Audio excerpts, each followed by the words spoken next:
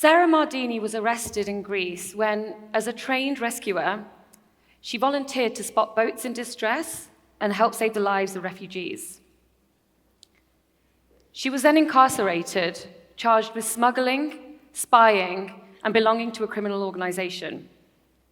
She spent 100 days in prison and was released on bail in December 2018. If found guilty, she could spend the next 25 years in prison. Our humans are capable of incredible compassion, but Sarah's compassion astounds. It has pushed her to put her own life at risk for the greater good. Please welcome Sarah Mardini.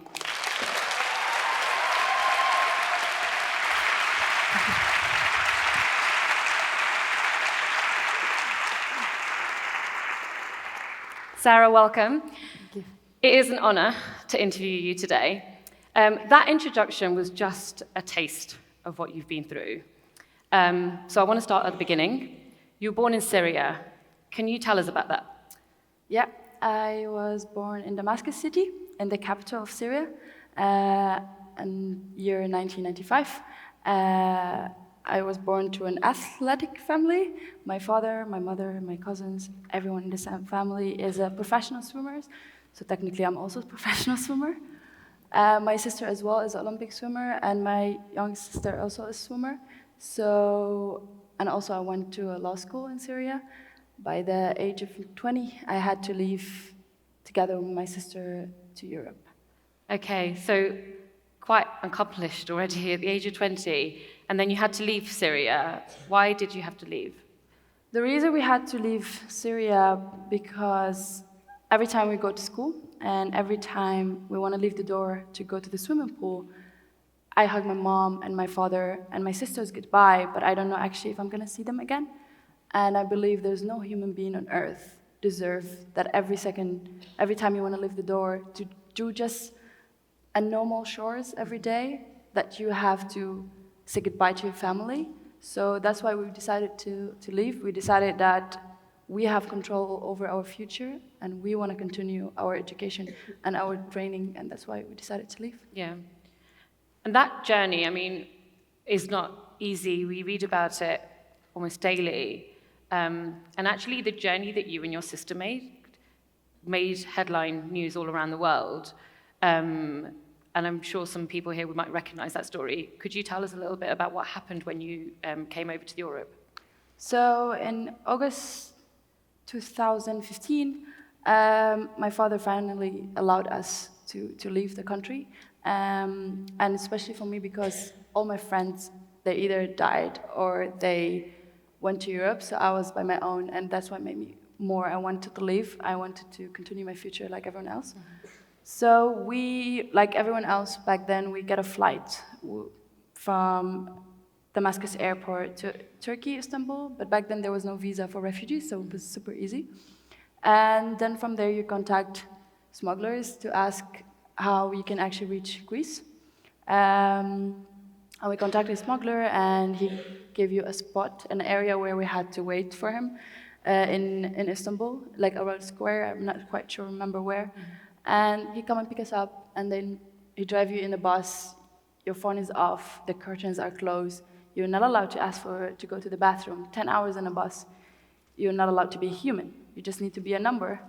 And he dropped us off, well, now I know it was Izmir. Mm-hmm. And we've been in an island where basically there's no human sense around it. And we thought we were gonna leave directly the same day, but one day turned to 4. There was a lot of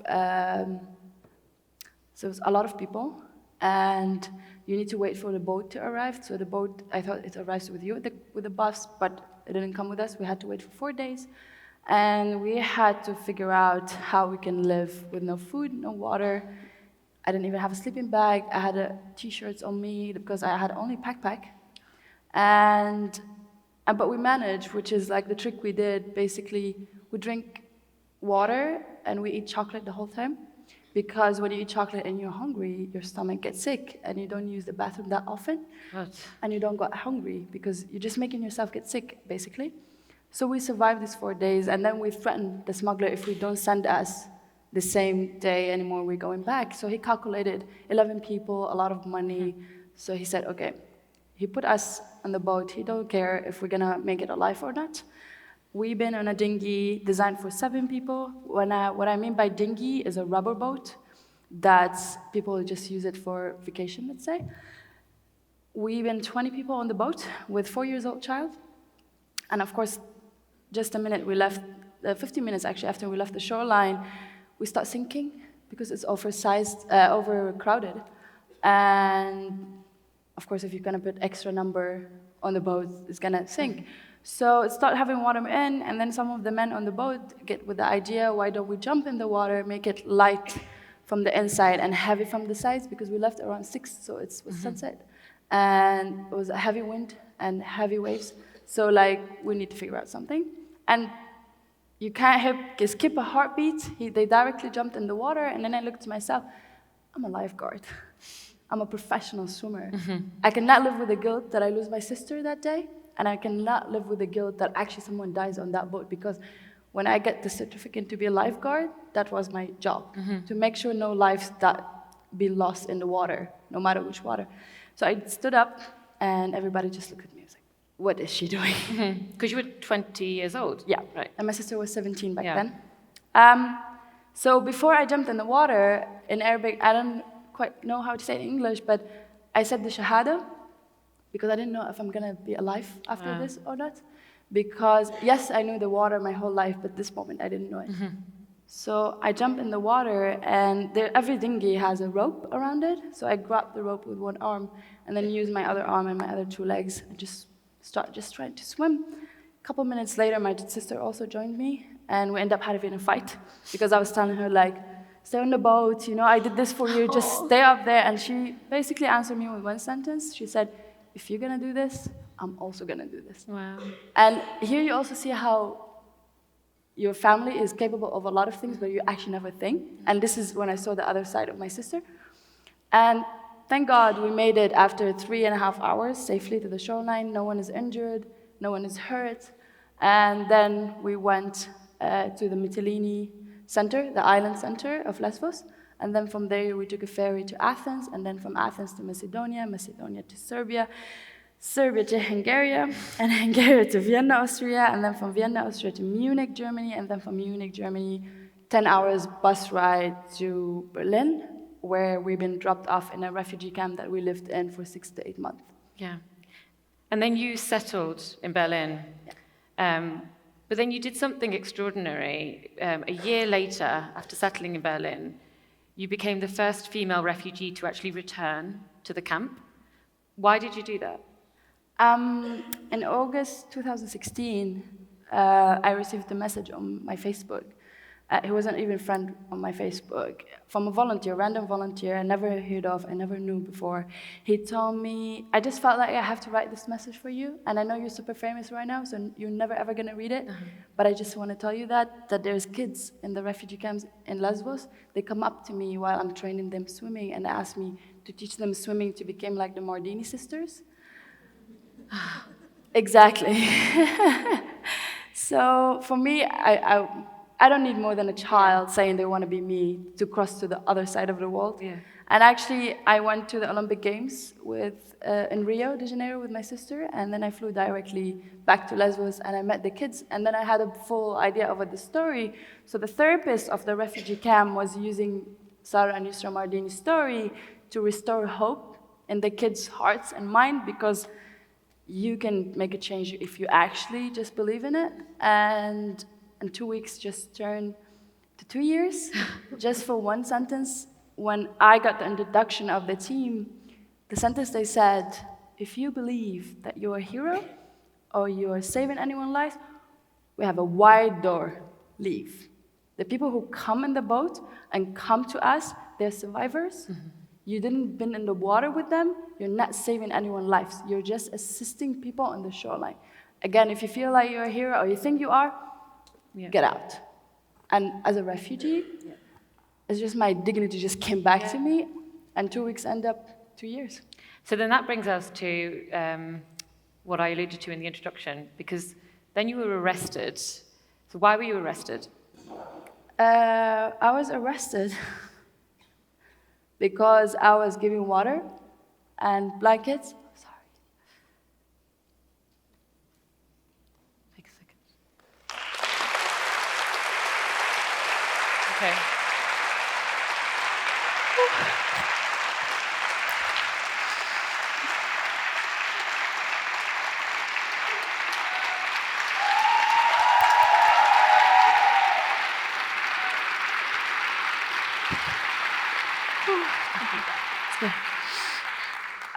So I was arrested because basically I was every night on the shoreline handing over water and blankets and translating for the refugees arriving.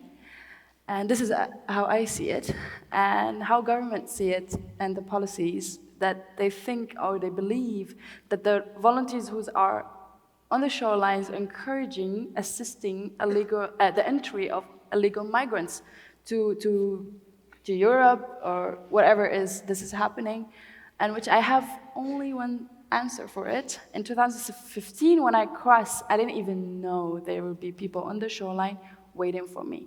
So no one puts their life in a risk on a dinghy because there's someone else waiting for them with a blanket on the shoreline. This is my only answer for whatever accusations that I'm having. This is obviously really hard for you to talk about, and thank you so much for sharing your story with us. What you said to me earlier was that this part of what's happened to you is actually so much harder than having to, what you went through in Syria, what you went through coming over as a refugee. So Amnesty, Human Rights Watch, press all over the world have heavily criticized what happened because you were charged with multiple crimes. And it's not over, they added a new one lately. Yeah, so it was spying, smuggling, belonging to a criminal organization, and now fraud. Right. So why is that? Because you explained this to me earlier. Why is that why is that so hard to deal with when the state is basically telling you that trying to save human lives is a crime? For me, when I said earlier that what just happened was happening to me right now is way harder because I'm diagnosed with PTSD and depression right now. And the sad part is that I survived the war and I survived the crossing with the water and I was completely fine. And just because of this situation, I just lost control of myself and my mental health and my life because at the end of the day, I'm a full-time student. Mm-hmm. And in the same time, I have a case and I have 25 years hanging on top of my head. And why it was harder? Because the fact, imagine yourself living for 107 days, you don't know why you're locked up. You don't know what's gonna happen tomorrow, you don't know what's gonna happen, it just drove me crazy. Yeah. Like, I start questioning myself and I'm like, maybe I've done something wrong. Yeah. So, I don't believe anyone deserves to be treated that way, and especially us who's actually putting our lives on the sides, leaving our family who we love, and we go into another area to serve with everything we have, assisting others. And it's just like, they just want to stop refugees from coming, but I have only one answer. Again, the refugees are not coming for me. They want safety. Mm-hmm. They're not coming to take your jobs. They're not coming to take your money. They're not taking to take your life. They want safety. They want to just sleep at bed and not hear a war happening outside of the window. Mm-hmm. There's kids.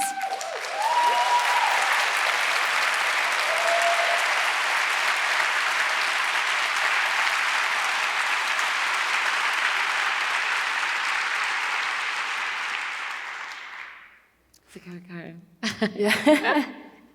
So they just want safety, and if you think that by criminalizing me, mm-hmm. I mean, now they succeed. There is no one on the shoreline of Lesbos, mm-hmm. and the death of the refugees crossing increased. But I'm just gonna say one thing: I'm gonna be proven innocent, and I'm gonna go back to the shoreline, and I'm sure everybody will go back.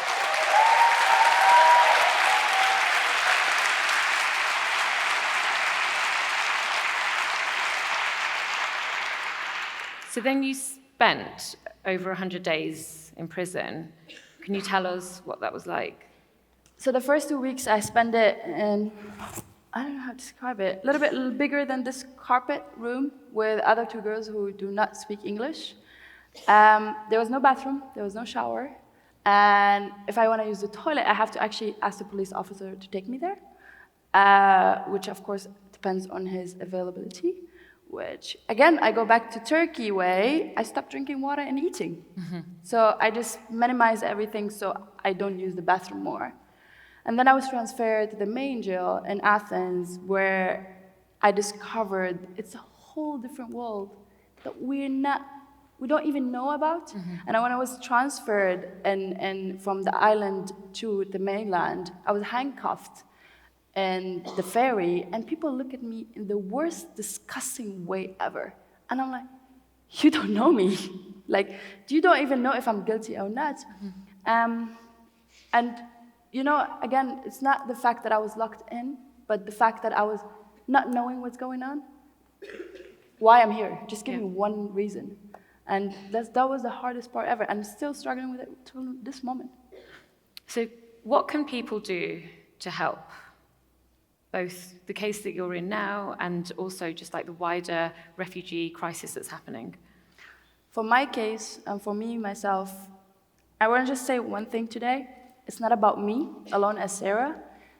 There is 150 cases, the same like me, around the whole world, and people who've been only trying to help being criminalized, and this is where your part comes in. Please, Amnesty International is taking care of 12 cases, and mine also is included. When you go home, please, it's going to take you 5 seconds, I'm sure. Log in Amnesty International website. There's a petition, sign it and share it. And also, you can participate in Right for Rights writing marathon, where you can write letters so it can be sent to the government so they drop the charges. And again, it's not about me as Sarah. There's 150 people, which our part, it comes in that you might be next, and you all should be aware of that, and you should all be fighting for the others like me. And to help refugees, we have a great network of social media, so please use the social media, use Google, use Facebook and Instagram to search how you can help. Number one, you can speak up, and the same way we are able to go millions on the streets for climate change, we can go in millions for refugees' rights, and we can go in millions for the criminalizing of humanitarians. It's not fair to fight for one thing and leave others behind, because these are human souls. And check your local society. And I always say, there's a lot of people always so driven and they want to help a lot. First, check your neighborhood, your city, your country. If they're perfectly fine with the refugees, then look out for other countries and campaigns. But you can start a campaign very easily. Ask for €1. I made one campaign and I got 20,000 euro because I asked only for €1. And €1 make a difference. You can buy 2 boxes of paracetamol and it can help a lot of people. You can always help, but you just need to come out of your comfort zone. And if you don't want to go out of comfort zone, you can do it on your computer. But you need your will and do it. I'm so sorry to say that, but there's no more time for hope. There's time for action. We all should stand up and act, because we've been hoping for so many years, and we need to act right now, all of us.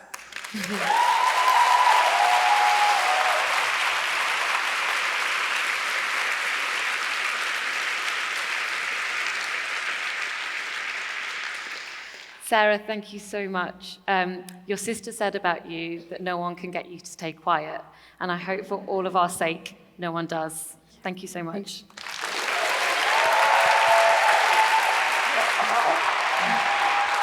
Oh my God.